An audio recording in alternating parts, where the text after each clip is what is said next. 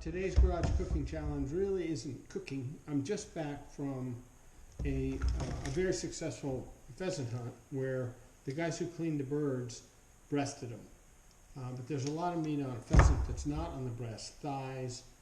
There's a lot of good meat there. The drumsticks are a challenge because they have these little stays in them. You see one on a chicken drumstick, but the ones in a pheasant's legs they're almost like needles.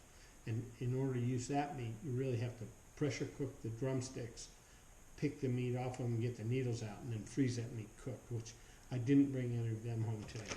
But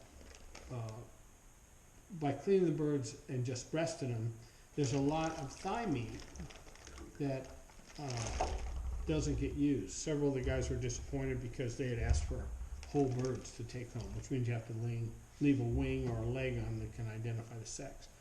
But I brought the thigh meat home and I'm going to grind it. I think next year I will take my grinder up there so that we can have them breast them. We'll grind the pheasant thighs and freeze that before people head back out. So these are the thighs from the pheasants we shot.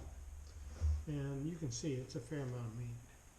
And so what I will do is on my grinder here, I'm using a fairly coarse plate.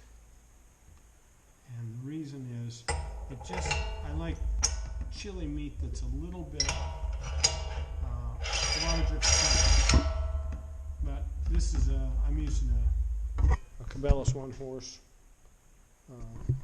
meat grinder. You grind an elephant up in that thing. Make sure it works with venison or elk. So I've got a foot pedal on it. And so what I'll do is feed this meat in through the top. It's best if it's kind of frozen.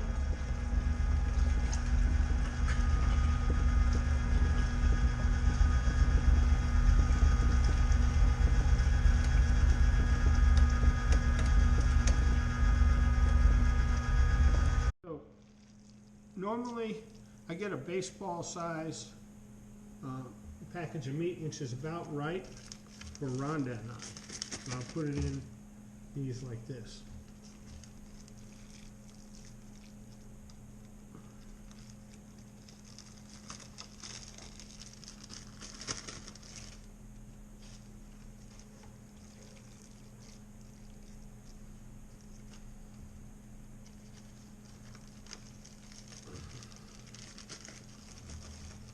Okay, and once I have all the meat in the bags, the secret to keeping it from freezer burn is making sure that there's no air against the meat.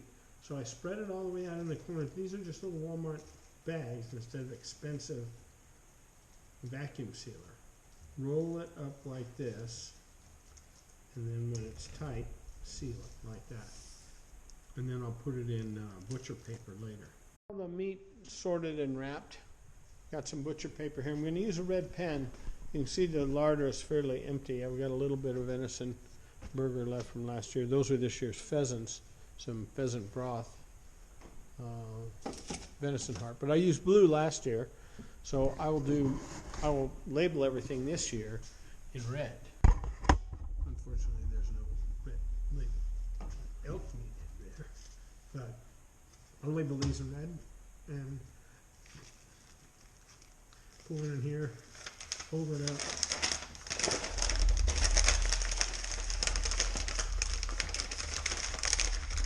Hold it up like this. And you want to label it. I'll be labeling this as ground pheasant. And you also want to always put the year on there, so that when you look at stuff in the freezer, you know how long you have it. So there you have it. Putting up pheasant legs for freezing. You make good burgers, good breakfast sausage, good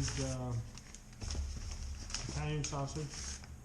And you know, you normally add fat to make the meat hold together in the pan, but we have found you can make a hamburger out of both venison, elk, and pheasant even, without adding fat to it.